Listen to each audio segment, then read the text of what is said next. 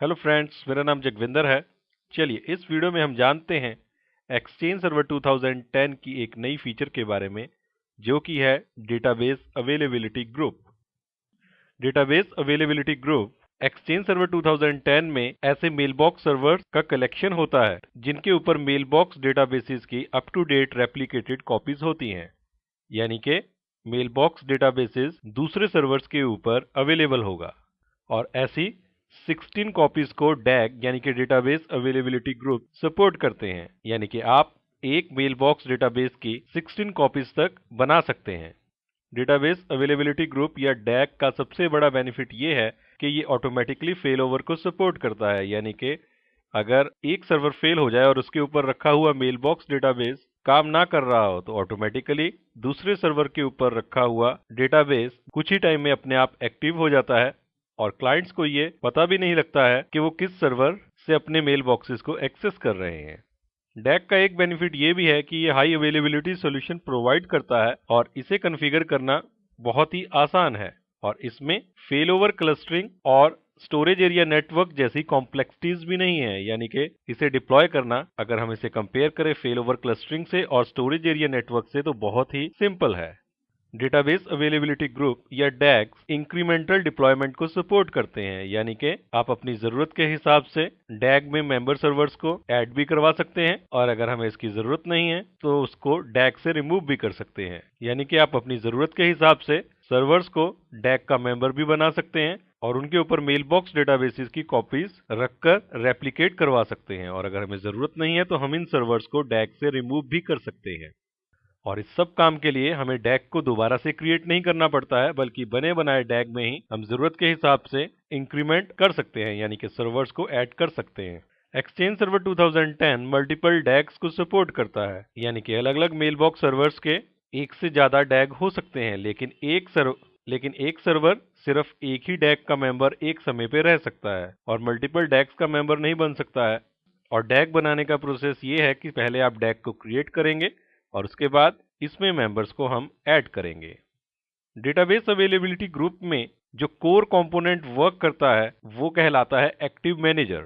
Active manager exchange server 2010 का internal component होता है जो स्विच ओवर्स और फेल ओवर्स को मैनेज करता है। यानी कि ये वो इंटरनल पार्ट है जो ये देखता है कि कौन सा सर्वर फेल हुआ है और कब स्विच ओवर्स करने हैं।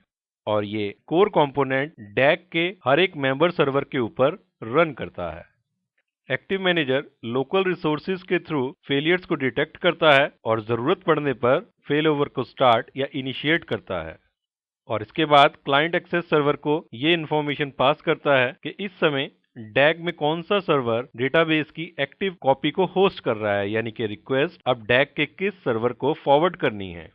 और सबसे की पार्ट ये है कि एक्सचेंज एडमिनिस्ट्रेटर को एक्टिव मैनेजर के साथ डायरेक्टली इंटरेक्ट नहीं करना पड़ता है। उसका काम सिर्फ इतना है कि वो डैग को क्रिएट करे और उसे मैनेज करे।